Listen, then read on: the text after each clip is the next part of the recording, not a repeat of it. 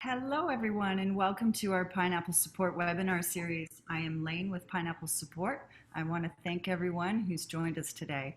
In honor of LGBTQ Plus Awareness Month, Pineapple Support is proud to present the topic, Pride from the Inside, staying true to you and those around you. Please welcome two of Pineapple Support's therapists, Samantha Willis, a registered play therapist and a clinical director at Avail Services in Central Alabama, and Julia Schiffman, a professional relationship counselor based in San Diego. Welcome to the series. We're thrilled to have you here. Welcome. Thank you. Thank you. Well, I'll let you take it from here. Enjoy, everyone. Awesome. All right, Samantha, you want to take it away? Let us Absolutely. go over the objectives. Yes. Okay. So I'm Samantha Willis, and I specialize in transgender, non-binary issues. I also work with the Kink community and poly community in Central Alabama. And let's go ahead and get started. Okay. And just so you're aware, if you ask any questions, this is being live streamed.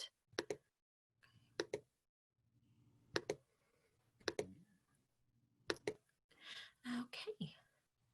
So our presentation is Pride from Inside, staying true to you and those around you.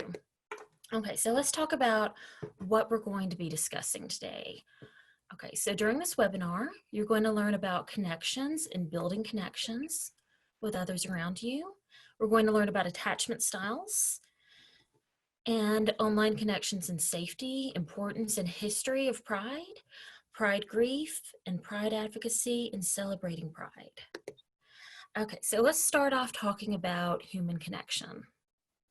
Okay, so there is a quote from Bruce Perry, who is a psychiatrist who specializes in connection. And he said the most traumatic aspects of all disasters involve the shattering of human connections because humans are inescapably social beings. The worst catastrophes that could befall us inevitably involve relational loss, building trust, regaining confidence, returning to a sense of security, and reconnecting to love. Of course, medications can help relieve symptoms of talking to a therapist and can be incredibly useful, but healing and recovery are impossible, even with the best medications and therapy in the world, without lasting connections to others. So when Julia and I started putting this presentation together, it was at the beginning of COVID-19. And so we started talking about the possibility of Pride being postponed or not happening at all this year. And so we started thinking about connections and what they mean and how important that is to us as human beings. And, you know, being quarantined, it's been really hard to build those connections. So today we want to talk about some ways you can keep building those connections and also celebrating pride. Okay, so let's talk about the importance of why we need to build connections. Okay, so self-regulation skills like diaphragmatic breathing, grounding techniques, meditation, and mindfulness skills, they're encouraged by mental health professionals. But the best way to regulate emotions is through co-regulation or relationships with safe people. And so, you know, when we think about this, we think of all these wonderful skills we have on our own, but the skills that we can practice with others are really, really amazing. It tells us that human connection actually calms us down because it signals your hypothalamus and releases oxytocin. And so that's a powerful hormone that inhibits fear responses. So it's going to lift our mood up, it's going to promote trust and bonding with others, and just things like simple touch can attenuate emotional responses in the brain. So your attuned presence is not just a kind gesture, but it's a powerful brain-changing tool. Touch and presence is so important. Okay, so let's talk about emotional connections. Okay, so emotional connections the experts find they can generally be met in 3 ways. So, can I get your attention when I need it? Okay. And so when you look at those around you and you're focusing on connections you build with people, whether it's in real life or online, and we're going to talk about online a little bit in a minute, can I get your attention? Can you comfort me when I'm anxious, sad, lonely, or afraid? And do you care about my well-being, even when we're not here together? And so these are 3 things that you can look at, because with emotional connections, it needs to go, both ways in the relationship. And so these are things we need to be trying to give other people too. And, while we need boundaries, we also need these connections as well. Okay, so let's talk about cost and benefits connection. So it's really hard within the community sometimes because sadly there are costs of building connection. And I work with LGBTQ plus community in Alabama. So within that community, we have the most LGBTQ plus folks in the nation in the southeastern United States, but also it's one of the most dangerous areas. So I'm very aware of the cost on a daily basis with my clients and seeing this affect them. So cost of connection might include rejection. We see rejection a good bit in the community, or feeling drained emotionally from time interacting. This is something that I think a lot of us are aware of with COVID-19, of just feeling more drained than usual. Being silenced by others. This happens also. And then experiencing homophobia. So name calling, banning, being reported for LGBTQ plus content, especially in online communities and in, worst case scenario, violence. Okay, but there are so many benefits of connection. So it could be accessibility to different types of people in parts of the world, creating safe spaces to find community and build self-confidence, to be affirmed, to share struggles, to really find that community, to fight vulnerability, isolation, and feelings of being alone, to having an outlet or space where you can be yourself, to feel empowered and strong together when we find each other, banding together and creating advocacy and movements, and to get connected and to share resources with one another. Okay, so then attachment styles. Okay, so with attachment styles, we all have a different attachment styles that we really learn when we're children, and they really affect the way we connect with one another later in life. And so it's a good idea for us to all recognize what kind of attachment style we have. So is it secure, which gives you confidence? It's reciprocal. It's non-reactive. So you might respond instead of react. And it's resilient. And then we have anxious avoidant style, which includes isolation. You have ambiguity, ambivalence. You might be emotionally distant and you have struggles communicating with others. And then you're anxious preoccupied. So you have emotional hunger, you have a fantasy bond, you lack nurturing, and then there's very often turbulence within your relationships. And so then we have fearful avoidant, which gives us internal conflict. It's very dramatic with high anxiety within your relationships. It's unpredictable and ambivalent. So it's really important for us to try to recognize which one of these attachment styles we kind of fall into. And it might also be good for people around you to kind of recognize their attachment styles and if it's going to be positive for you and if you can work together and have a good, healthy interpersonal relationship. Okay, so let's talk a little bit more about attachment, connection, touch, and empathy. Okay, so the things that we want to do with one another, we're going through difficult times right now between COVID and, everything that's going on in the country. Julie's going to touch on that a little bit later. But we need connection now more than ever. Okay, so with that, we can practice attachment. So it's a deep and enduring emotional bond that connects one person to another across time and space.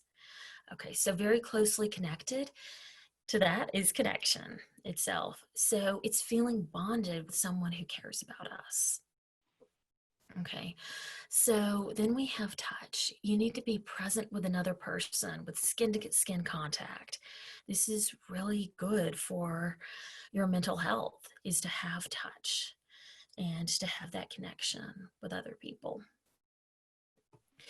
And so then we're going to talk about empathy. So empathy, if you're familiar with Brene Brown's work, if you're not, you might want to look Brene Brown up. She has a really great TED Talk. She has a show on Netflix and she has books. And she talks a lot about empathy and connection. And she says that communicating that incredible healing message of you're not alone, because we're not. Okay, so there are three major types of empathy. So there's cognitive empathy. So it's a simple knowing how the other person feels and what they might be thinking. So it's perspective taking, or, walking in someone else's shoes. Okay, so then we have emotional empathy, which is when you feel physically along with the other person as though their emotions were contagious. So you respond in a really emotional way to how someone else is feeling, and you feel like you can feel their emotions. You're not just making that, a cognition. You're actually feeling it. And then there's compassionate empathy, which is really combining those two together. So with this kind of empathy, we not only understand a person's predicament and feel with them, but are spontaneously moved to help if needed. Okay, so let's talk about connecting online and online safety.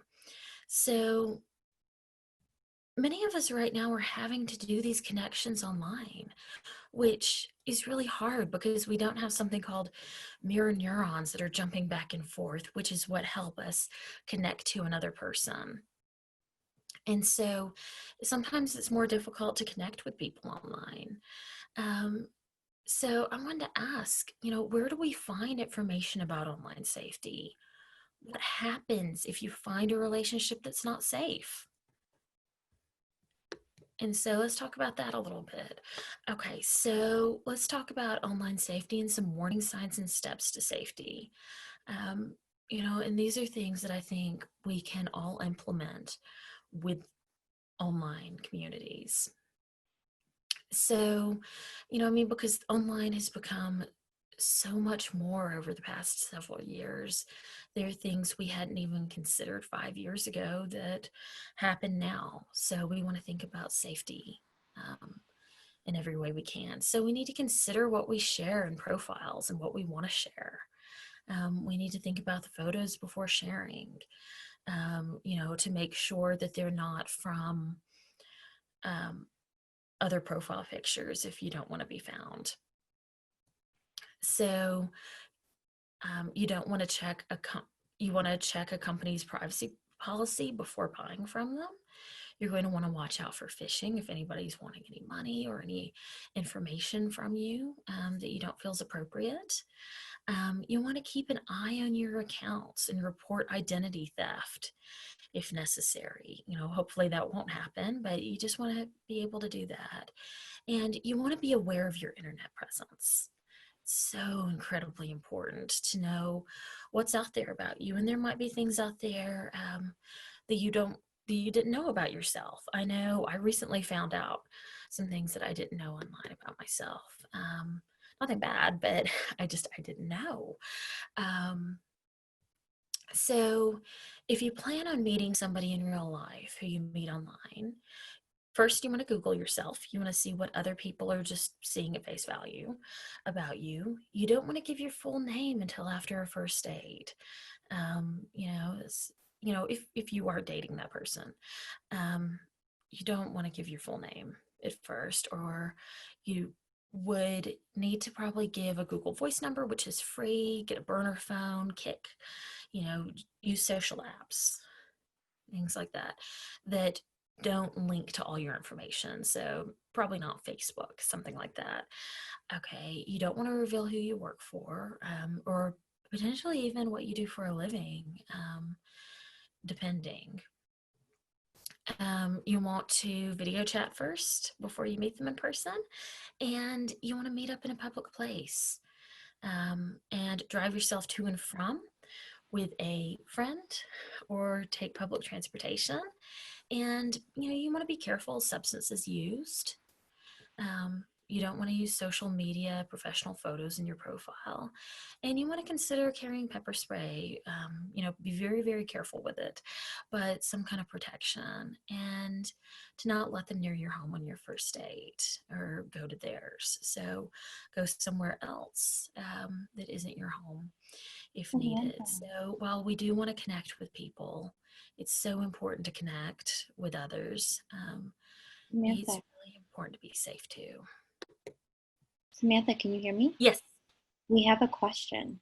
Yes. I just want to let everyone know in the chat that this is being recorded and posted to Facebook Live, just in case you don't want your questions to be aired out. But someone is asking that when they Google themselves, they can't find many of their pictures on Google, pictures that they might not want other people to see.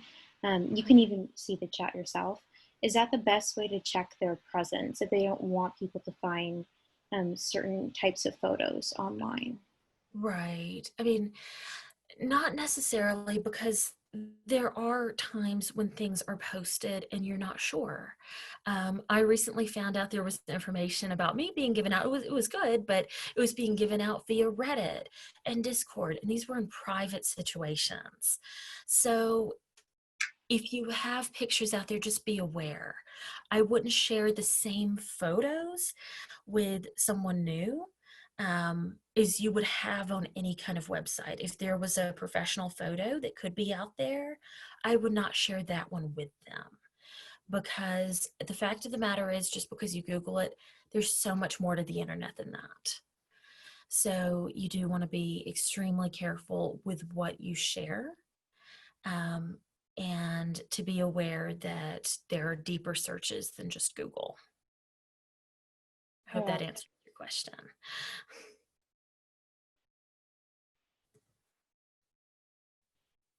Okay, this is me. Yay! So over to I'm Julia. Julia Schiffman. I'm Julia Schiffman. I'm based in, oh yay, they said awesome, thank you, Samantha. They said that to you. Thanks. I'm Julia Schiffman. I'm based in San Diego, and I work with individuals and couples who are gender, relationally, and just diverse in general. So I work with LGBT, Kink, BDSM, non-monogamy, and polyamory. And so we talk so much about connection. Samantha did such a good job covering that, and about attachment and how important that is in our community right now, especially with what's going on. And so we couldn't think of anything bigger than a connective event in the LGBT community than Pride. And so we wanted to pose, what does Pride mean to you, and why does it matter? And especially with what's going on, is history repeating itself this year with the Black Lives Matter movement? And was Pride lost this year, and what does that mean? So if you want to take a moment to reflect on those questions, if you want to chat with us, go ahead and we can read it out loud, or you can just take a second to reflect on that. But we thought those were really important questions to ask ourselves. And I'm going to kind of go into those questions and answer a little bit about that background and go into those subjects. Am I able to control the slides, or is it you, Samantha? I don't think so. I'm sorry. That's okay. That's okay. All right, and I have them beside me too, because some of the words are cut off, so you're all good. All right, so as some of you might know, Pride is a really special event because it commemorates the rebellion against the anti-queer police force during the 1969 Stonewall Uprising in Manhattan. This was a tipping point for the gay liberation movement in the US. and is also kind of a parallel that we're experiencing in the civil rights protests across the country right now. Also, we're still having that movement alongside the Black Lives Matter movement too, where again, we just had a new movement through the Supreme Courts with our civil rights. So it's still happening to this day. And that's why it's so important to commemorate Pride, and why June has kind of taken off as this commemoration month. And it expanded over the years since 1969 with parades and picnics, and each city kind of making its own Pride parade. And so that's why Pride has been so important for this community and its special significance. And so we're proposing this question. So what is the connection? What is the connection between the LGBT community, sex workers, and Black Lives Matter? Oh, we have someone. Oh, so someone's saying the most important thing about their pride is sex positivity and that's becoming a lost message. And also respectability, politics, and LGBT's ability and willingness to blend into normal society is a persuasive issue, leading to slut shaming, kink shaming, and internalized homophobia. Black Lives Matter has a point because queer and trans people of color have been left behind as well. Yes, exactly. And this is exactly the point that we're going into right now. So thank you so much for that. And that's the fact that what the connection is that this is a fight for our autonomy over our lives and our bodies. That's what the whole movement is between these communities, and specifically between sex work and LGBT community, LGBTQ+, is that we have the right to sleep and to love whomever that we want to, and that only concerns who are involved. And also that we're stating that the state has a right to keep out of those who are marginalized and keep out of our bedrooms, basically. And that was a really good point too, that there's a lot of internalized conflict within the community as well, and that we need to take a look at that as well too. Thank you. So what does pride mean to you? And we kind of proposed that in a couple slides ago. And so from an article that I took, it's compiled what does pride mean in general. We talked about why pride is significant. Oh, we have another one too. Ah, we're on the same wavelength. Yay! Okay, cool. That's wonderful. Yes, and sex positivity is absolutely incredible. So what does pride mean to us is really important, but in general, we talked about like why is pride significant, but what does pride mean to us individually as a community or in general? Well, pride can change lives for many people. This is because it might be the first time that someone feels safe and feels at home. This is definitely a place of community for us within each city, within the country, or internationally. Yes, it saves lives. It really does. It's a place where others feel valued, loved, seen, heard. And this might be the only time once a year that someone is able to express who they are. And that is the only time they are. So that's why Samantha and I talked about why this is so pertinent, that it was scary to think about why Pride might be canceled.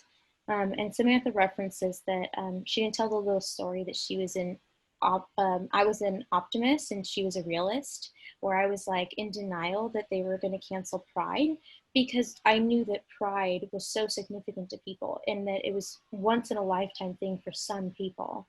And it's also a time where they see other people like them or experience different parts of themselves. And so we thought it would be really important to talk about grief, and also the grief that we're experiencing with the movement going on now that has been happening in a parallel process with Black Lives Matter. And that grief is a natural response to loss. And that can be loss of anything, basically, like divorce in the family, loss of a pet, but we're talking about here loss of safety, loss of community, and loss of connection, which is so important. And so there's 5 stages of grief, and I'll talk to you a little bit about grief in general in this next slide, but I'm going to talk about the 5 stages and just so that you're familiar with them. So first we have denial, which this can't be happening to me. This isn't happening. I'm just going to pretty much ignore that this is happening, which is definitely something I experienced. I didn't want Pride to be canceled, and I was going to try every way to think that it wasn't being canceled and that it would somehow miraculously pop back up, which was not the case. And also much safer that it wasn't happening. Anger, why is this happening? Who is it? Who can I blame? Or who is to blame that this is happening? Same with who's to blame this is happening with the movement that's going on right now. Why is this happening right now? Why has this been happening for so long? Bargaining, make this not happen, and in return, I will do this. Or if this didn't happen, then maybe that would have happened. Or I could do this, and then that wouldn't have happened. So it's trading with life. And then we have depression, which is, I'm too sad to do anything. I don't want to move. That could look like binging TV shows on Netflix, which we're all guilty of, and I have done. Did that like the last week, morning cried. And acceptance. I'm at peace with what happened. I'm okay that this is happening. And then along with these stages of grief, we can have feelings of being overwhelmed, shock, guilt, guilty of like maybe we have some responsibility in this, fear. If it's canceled once, maybe they'll cancel it again. Maybe these fears are not rational. And then profound sadness. So in terms of, we're calling it pride grief, but it can just be grief in general. Grief is not a linear process, and each person doesn't need to go through all 5 stages of grief. They can have 1 or 2 or just 1, and it doesn't mean that you have to have all of them in order to heal. You can heal by just going through whatever stages you experience in yourself, and that, again, it's not just a linear process. We tend to think that if we ignore our feelings, they will magically go away, and that's not the case. We want to lean into our feelings and acknowledge them, even if we're experiencing grief and pain, in order to actively heal, because ignoring it, we're not able to move forward. And there's healthy ways to do that as well.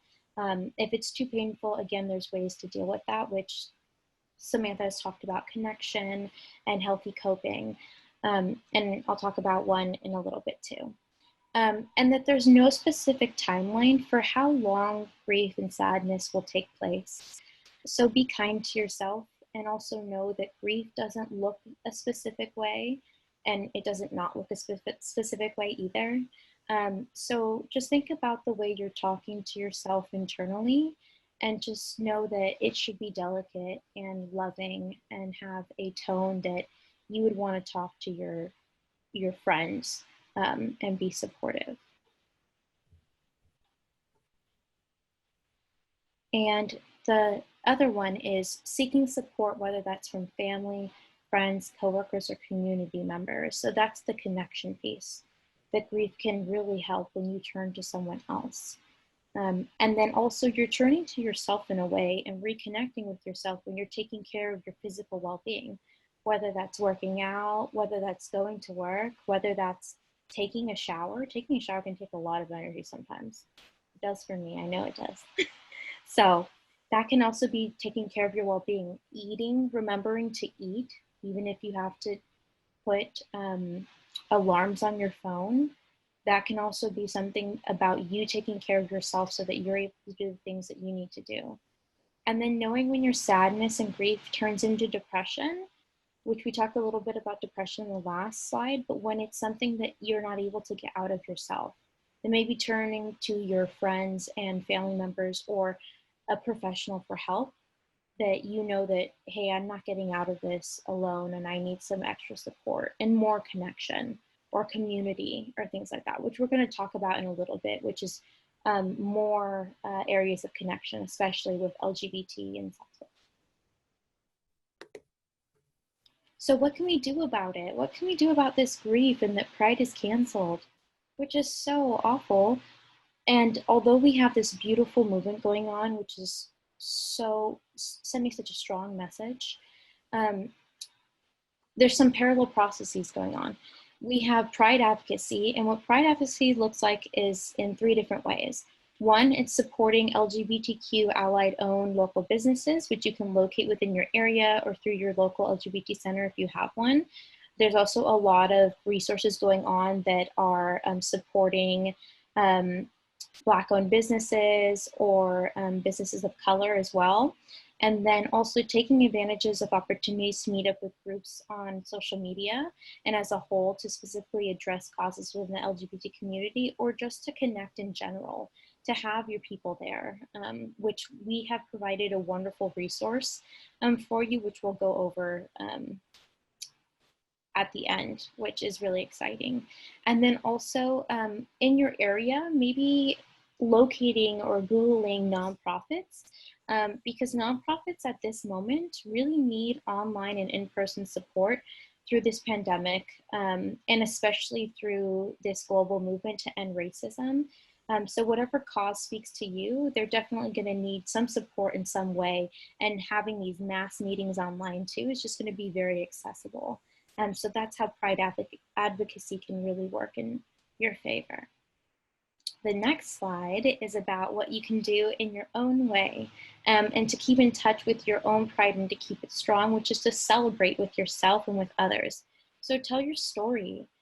Say what pride means to you. You can recreate a virtual pride, which is a get together with your friends and community members in order to share in the spirit and honor of pride. Some cities are having their own virtual pride or postponing it to later in the year or next year. But you can look up, I think we've compiled a little bit of a list of a couple ones that are going virtual. And then online on June 27th to commemorate Stonewall, they're having a global pride that you can be a part of, which how cool is that? I don't think we've ever had like a global pride that can go on, and we just thought that was so neat. They've pulled it together. We'll have the link on the resource page that you can click on and to look into. So that's going to be very exciting. So don't let that flame go out. Keep it going if you feel like that's something that would be helpful for you. All right, so this is the Dropbox that Pineapple Support was so lovely in creating for us. And then this is also the Google Doc in general. We made it shareable too, so we can put it into the chat, I'm hoping. Can we do that? I'm not sure. Maybe Lane, or if we stop sharing. I think we can. But what I want to say about resources and in general to wrap up the whole entire presentation is that when it comes to community, when it comes to connections, we are so resourceful and resilient together when we come together and when we stay together with one another. And that's just such an important message. And that's why we want to provide you with this beautiful resource page that on the first top, it's about support groups for sex workers. And then the next, oh, thank you. They Dropboxed it in the chat, so you can click on it and open it. So the first part is about support groups for sex workers. And the second part is about online support groups for LGBT groups, different ones. Some of them are family-based, some of them are for trans care, some of them are just like Meetup and Reddit and Discord. And then some of them are different chats that they have. And then again, please check your LGBT centers if you have them, because they, for example, San Diego has their own center, and online they have put their discussion, their monthly discussion groups on Zoom. And so that's a wonderful resource. But again, not everyone has an LGBT center in their city. So that's why we want to provide you with this. And then the following links are to mental health links for LGBT and sex workers. And then it's also going to be links to the Human Rights Campaign, and then GLAAD, which is just 2 resource pages on their pages that are just for LGBT individuals that are wonderful in general, and just have like plentiful of resources for online resources for you, so that you can have all of those. So we would love to open this floor up for any questions that you might have regarding our presentation, or the subject. And that is going to hold us to a halt.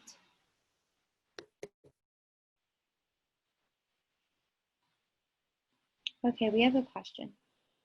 So, I feel that my generation, tail end of millennials and younger, tend to be sex negative, adverse to kinks and fetishes, ageist as well. Do you have any thoughts as to why this is and what can be done about it?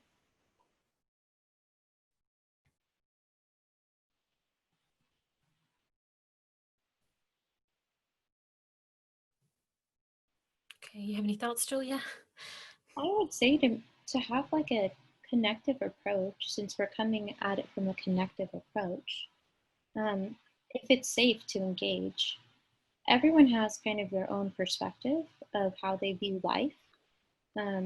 It's really hard to change people and where they come from, their worldviews, or things like that.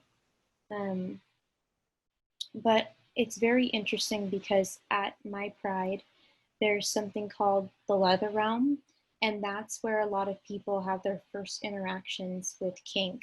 And I was a part of the leather realm for many years, and it was funny because they were very adverse to it. Like people would walk in because you could have your interaction with it if you wanted to get flogged or you wanted to get spanked or things like that. And there would be people who were trained and very knowledgeable from the community doing these things. It wasn't just anybody. And so it was interesting to have people come and ask questions and create a safe space for dialogue to happen, for education to happen, and then for exploration to happen. And so if safety and vulnerability can occur in a safe space where those things can happen, where exploration, dialogue can happen, and you can expose somebody to new things, then sometimes things can change. But it's about connection, and that's why Pride is so important. So in terms of like trying to change someone's mind, that's really hard to do. But when you bring people together and try to teach them something in a safe space, and show them that there's some common ground where, in my opinion, kink is kind of, they're a sexual minority within themselves, and they have their own movement and their own rights coming up. So it's just another parallel to the LGBT movement within themselves. Yeah, it's hard to wish that the minds weren't so closed, and that they have published recently kink guidelines for therapists and anybody that want to work with kink informed individuals.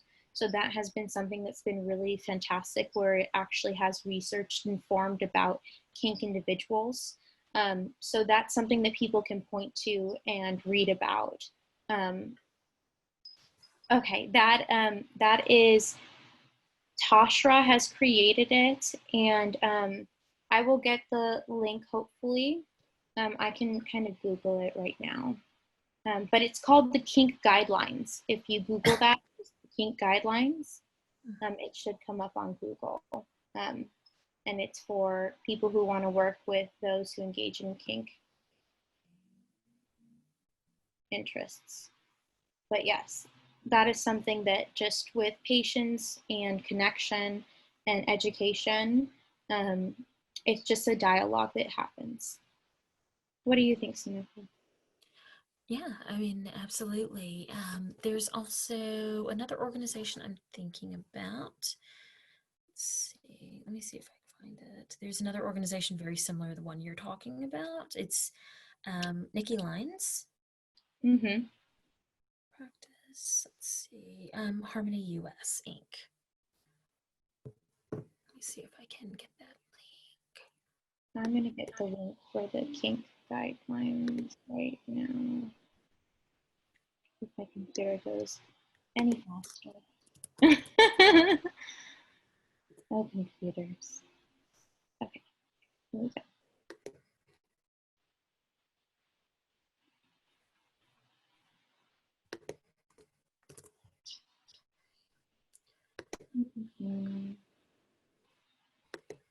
Here we go.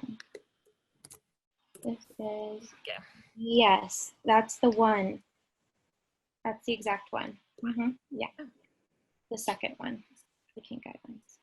Yes. You can download the PDF for that. It has wonderful stuff in there about all different types of subjects, a ton of them, all about kink individuals. Yay, sex positivity. Another great place to, the Center for Sex Positivity is another organization that has free journals all about just sex positive research. If you're wanting to have like a free resource too,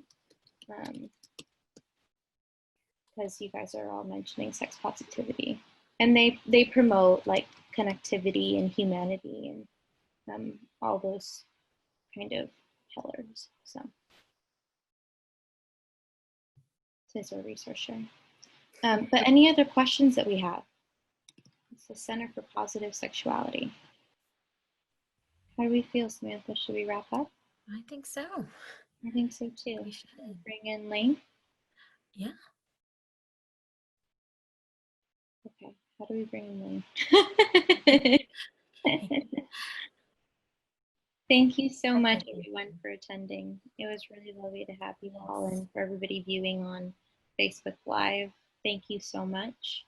We loved to be presenting on this, especially during this time that's so sensitive and in so much of need of connection. Is there anything you want to say? Enjoyed it very, very much. Yeah. Okay. Yay, pineapple took over. Wonderful. Hey, thank you, ladies. Thank you, everyone. I hope you enjoyed it. We did. That was incredible. Great job. Thank you. Okay, wish everyone a great evening, great day, wherever you are in the world. And we look forward to seeing you again on the webinar series for Pineapple Support. Bye. Yeah. Thank you. Bye. Bye.